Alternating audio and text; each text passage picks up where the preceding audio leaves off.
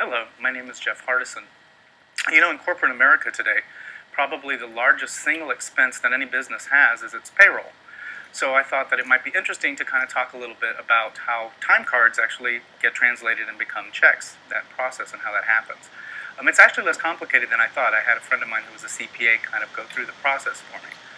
What usually happens in the beginning is that you have an individual who will fill out a time card, and then that time card has to be taken to be approved by somebody who has the authority to do so, typically the supervisor of whatever corporation or business or unit that we're talking about. After that, then, the time card gets submitted into the accounting department. Now, what the accounting department does at this point is they take the card and then they pull up what they have on the computer. Typically nowadays they use computer. They will pull up a log of all of the employees that work there and match up numbers to ensure that, in fact, the employee is an existing employee active, because this is one of the first checks that are used in order to prevent someone from trying to embezzle or illegally get money out of a company that they ought not to. Once that's been done, then what happens is that they then input the number of hours that the individual has had into what they call an automated payroll system. So they pull up specifically a kind of program, a computer program, that you then feed in that employee's number with the hours. And what's really nice about the computer programs is that it will automatically do all of the tax work for you. It will do the federal tax, it will do the state tax, it'll take care of annual leave, sick leave, it will divide all of that up.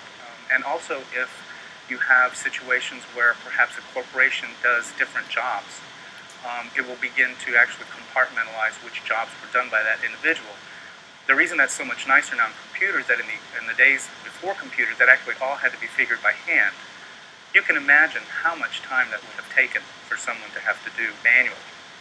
Once that's been done, then you're basically pretty much ready to go and start printing the checks.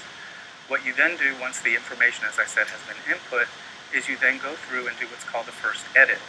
And what that is that you go back and check to ensure that the information you've inputted actually matches what is supposed to be there so that you haven't done something in error. Then you go to the printer, if that's where you do it. Some corporations now do not actually print their checks in their own place of business. They'll often have another corporation or other business handle that. But for those that do, you would then go to the printer, and then you put your checks in, feed it into the printer, and then basically hit print. Then all the checks come through.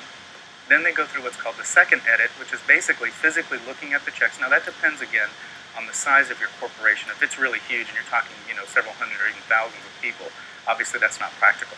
But if it's a smaller corporation or business and you can actually do that, they'll do what's called the second check, which is to ensure that every check that's been printed was in fact the check that needed to be or matches up to what all of the employees have done. After that, someone is usually delegated to tear them apart, put them into an envelope, it's distributed to everybody, and happy hour hits and everyone's happy.